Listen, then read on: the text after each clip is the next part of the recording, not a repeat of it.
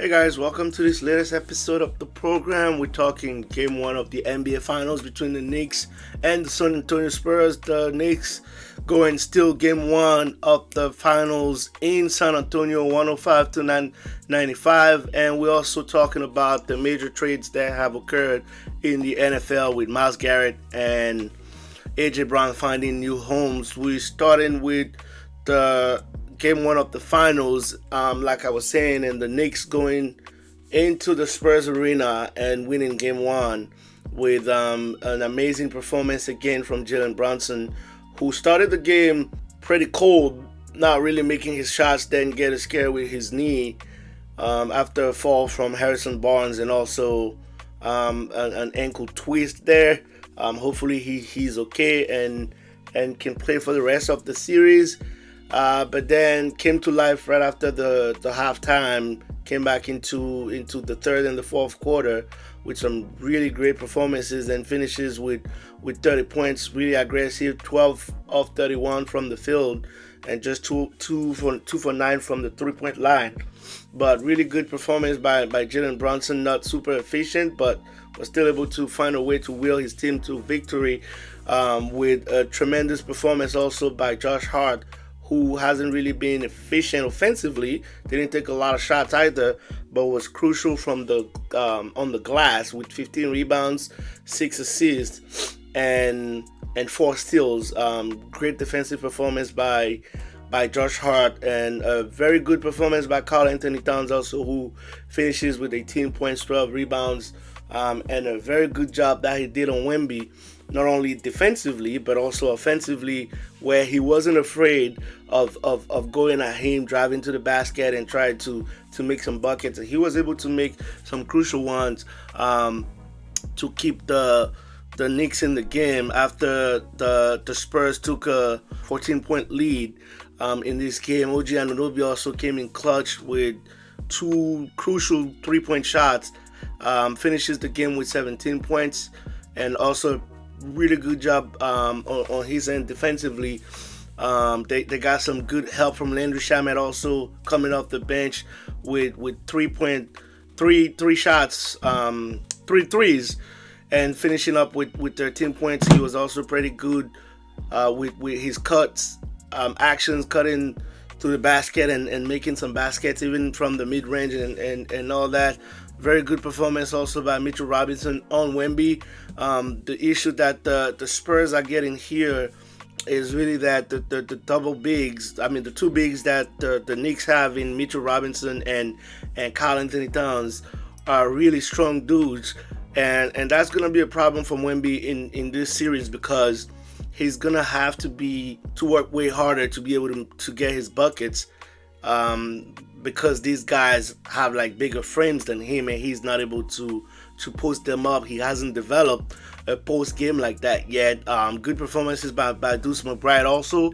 I think the Knicks didn't shoot the ball pretty well. They did got some streaky shooters, like I've been saying, and I'm not sure how sustainable that is for the Knicks, but it worked out for this game. They did what they're supposed to do by coming to San Antonio and stealing one game.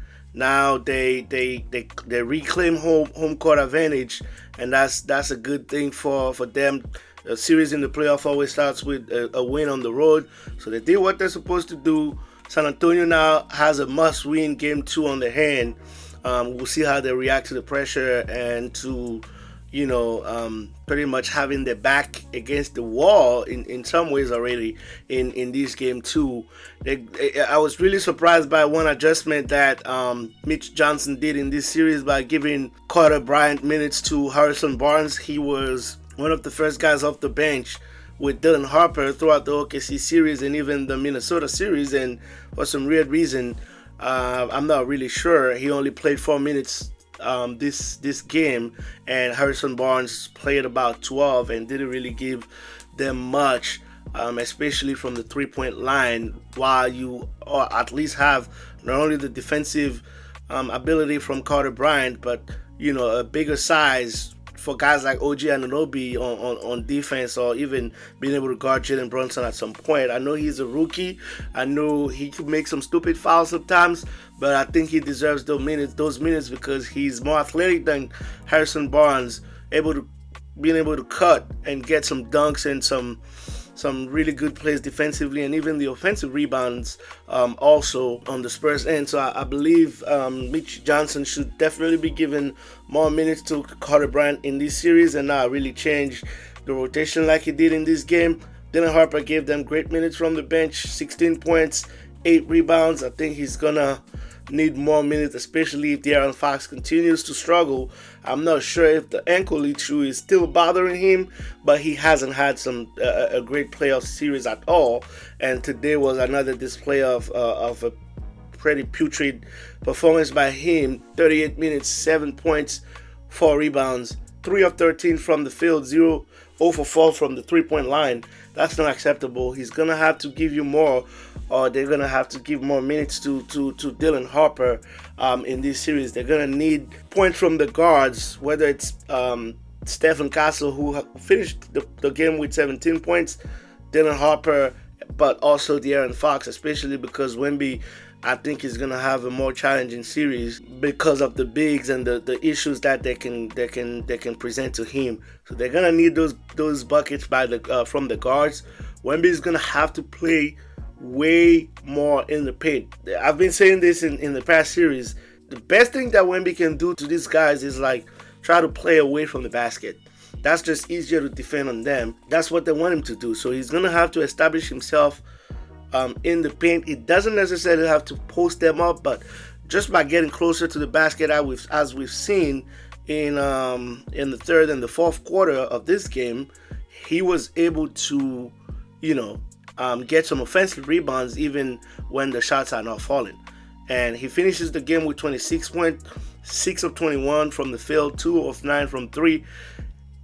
I don't need Wemby to shoot 9 threes in this series. I think it's going to be important for him to assert himself in the paint because, once again, that allows offensive rebounds, that allows kickouts, but more importantly, that can help put in those bigs of New York in foul trouble quicker and get his team in the bonus a lot faster.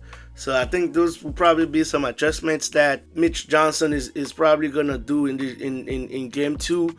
Like I said, getting Carter Bryant some more minutes. I also think they're going to need to have Stephon Castle more on Jalen Brunson. For some weird reason, I didn't feel like he spent a lot of time defending Brunson. And I think that's going to have to change in game 2. I would literally just have a rotation of Stephon Castle, Carter Bryant, and Dylan Harper on Jalen Brunson in this series. That would probably be what my rotation would be, guarding this guy. And just, because of Karl-Anthony Towns' also ability to shoot the ball from the 3-point line, Wemby doesn't have that free range to play free safety just roaming around the paint like that, because you got to respect the 3-point line and the 3-point shot of Cat. But by making sure that you shut in or trying at least your best to shut Jalen Brunson, now you're getting more pressure on Cat. And if he's not making those threes, then you get Wemby to be able to go back and play in that free safety role that he likes to play in the paint. They're gonna need more from Devin Vassell. Also, he was 4 for 11, just 9 points in 36 minutes, 1 of 6 from the 3. He's one of the best 3-point shooter with Julian Champagnie. So they're gonna need more from the supporting cast. This is not just going to be a Wemby series. It's going to be tough on him. This is also a learning curve for him, playing against bigger center, and now realizing also that he needs to bulk up a little bit more and develop a post game. But yeah, that's pretty much what I think the adjustments would need to be for the Spurs to come back in this series and win game 2 before going back to Madison Square Garden. And we'll see how it goes, and we'll see how the Knicks also react after this game 1 that they almost lost after, like I said, being down 14 points. They're probably going to try to limit the turnovers also. But my big question for the Knicks is, how sustainable can Landry Shamet 3-point shot be? How long can he do that? Josh Hart, is he going to be able to, he's a great rebounder for a guard, but is he going to be able to get so many rebounds in a game when we know that San Antonio is such a great rebounding team? But we'll see what game 2 has in store for us. It's going to be interesting to watch for sure, and we'll be here to talk about it. On another note, in the NFL world, the Cleveland Browns and the Los Angeles Rams pretty much shake the whole NFL world by making a massive trade, sending Myles Garrett to the Los Angeles Rams in exchange for Jared Verse, a 2020 first round pick, a 2028 second round pick, and a 2029 third round pick. And the Rams are pretty much saying F them picks and going in another win now mode move, especially with the Super Bowl being at SoFi Stadium in Los Angeles on the home turf next season. Great move by the Rams. I think Myles Garrett was the best player in the NFL last year, and for the past years he's been extremely great, and he automatically improves the Rams defense.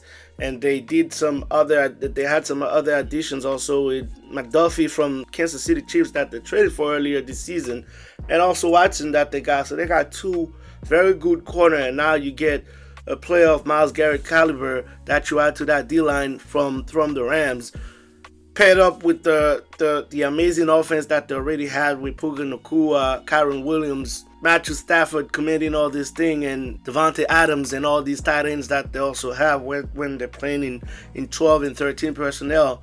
I believe the Rams, barring any injury, are clearly one of the favorites, if not their favorite, to win the Super Bowl next year. There's a side effect of this if the Rams are not able to convert to a Super Bowl win in the next 2-3 years. Some questions are going to be asked. This is literally like a Super Bowl or bust window for the next 2-3 years for the Rams. Les Need, the general manager of the Rams, is basically putting all his chips in the same basket and hoping that it pans out. Otherwise, he's gonna have some answering to do. Although that I do respect the move and the win now mode, but mortgaging your future could be problematic if you don't win a Super Bowl, especially with Jared Verse being involved in this trade. A very young, 25-year-old great edge rusher that they now part ways with to get Myles Garrett, who's obviously 5 or 6 years older than him. But we'll see how it goes. Congrats to both teams. I think both teams won. Jared Verse going back to Cleveland will be able to flourish in that defense also. He's not going to be a Myles Garrett-like impact. He's not going to have a Myles Garrett-like impact, but I think he's going to be able to flourish also out there and become the major focal point of the defense out there. Without any surprise, A.J. Brown also gets traded to the New England Patriots from the Philadelphia Eagles. And the Eagles get a 2028 first-round pick in return with a 2027 fifth-round pick as well. This was expected. The Patriots get A.J. Brown, who wanted to leave Philadelphia and now gets his wish. Howie Roseman, the GM of the Eagles, was able to honor his wish and do right by him, and also get a solid compensation, if you ask me, given the fact that AJ is getting a little older. I've been seeing the comparison with Jalen Waddle that the Broncos were able to get from the Miami Dolphins for a bigger compensation. But the truth of the matter here also is Waddle is younger than A.J. Brown and has never requested a trade. When a player requests a trade like that, then it kind of plummets his value a little bit also, because if you don't have a lot of suitors for him, then you can't really get in that bidding war. And more importantly, I think Howie Roseman wanted to do right by A.J. Brown, who was able to help the Eagles win a Super Bowl. So we appreciate the time of A.J. Brown in Philly. Unfortunately, he wanted to part ways and not give it a chance with the new offense and Sean Mannion. It is what it is. I think the Patriots would struggle a little bit more this season, given that they have a tougher schedule. But we'll see how they react to it. They definitely have a number one receiver now after letting Stephen Diggs walk, and they also got Romeo Doubs. So it's going to be interesting to see what the Patriots are able to do with that offense, especially Drake May. But the Eagles on their end also are going to try to, replace AJ Brown by committee. They've done a lot of addition in the right receiver room with, guys like Dontavian Wicks, drafting Mikal Lemon, getting Hollywood Brown, drafting Eli Stowers as a tight end who could also play receiver.